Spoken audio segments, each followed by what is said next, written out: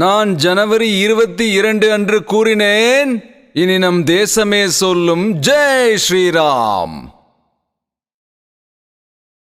அயோத்தியாவில் ஒரு வரலாற்று சிறப்புமிக்க நாளில் நான் என்ன சொன்னேன் என்றால், தேசம் ராமருக்கே சொந்தமானது.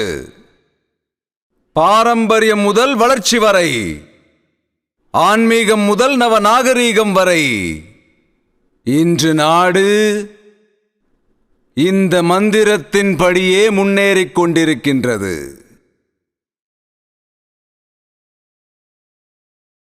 நமது இந்தியா இப்போது உலகத்தின் 5வது பெரிய பொருளாதாரமாக மாறியுள்ளது.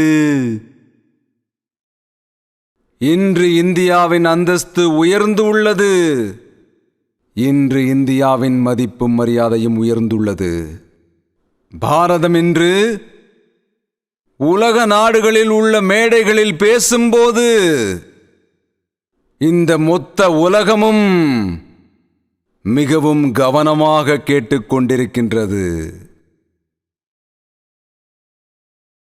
இந்தியா முடிவுகளை எடுக்கும்போது இந்த உலகமும் நம் நாட்டோடு சேர்ந்து அதுவும் இணைய முயல்கின்றது என்றால் அது மிகையாகாது. அன்று பயங்கரவாதத்தால் மிகவும் பாதிக்கப்பட்ட இந்த நாட்டை இன்று அவற்றின் நிலையானது மிகவும் குறைந்து விட்டது. இன்று அவர்களுக்கு ஆதரவு இல்லை.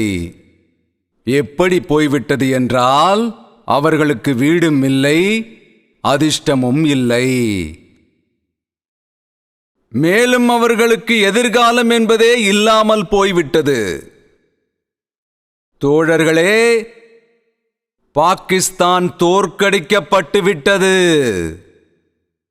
ஆனால் அதன் அனுதாப கட்சிகளான சமாஜ்வாடி மற்றும் காங்கிரஸ் போன்ற கட்சிகள் நம் பாரதத்தை பயமுறுத்த முயற்சிக்கின்றன. நீங்கள் இதனால் ஆச்சரியப்படுவீர்கள். அவர்கள் என்ன சொன்னார்கள்?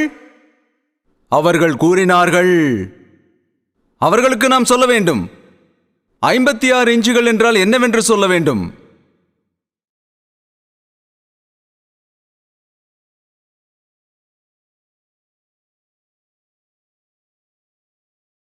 அவர்கள் கூறுகிறார்கள், பாகிஸ்தானுக்கு பயப்படுங்கள். அதன் பின் என்ன சொல்கிறார்கள்? பாகிஸ்தானுக்கு பயப்படுங்கள், அவர்களிடம் அணுகுண்டுகள் உள்ளன, அணுகுண்டுகள். இப்போது சொல்லுங்கள் தம்பிகளே, இந்தியா பயப்பட வேண்டுமா? பயப்பட வேண்டுமா? இன்று இந்தியாவில் வலிமை குன்றிய காங்கிரஸ் ஆட்சியில் இல்லை. இன்று இந்தியாவில் மோடியின் வலுவான அரசு உள்ளது. ஒருவருக்கு பயம் இருந்தால் அது மனித நேயத்தில் நம்பிக்கை இல்லாதவர்களாகவே அவர்கள் இருக்கட்டும். ஒவ்வொரு நாளும் இரத்த ஆறுகள் சிந்துபவர்கள் பயம் இருந்தால் பயப்படட்டும். ஆனால் இந்தியா யாரையும் பயமுறுத்த விரும்பவில்லை.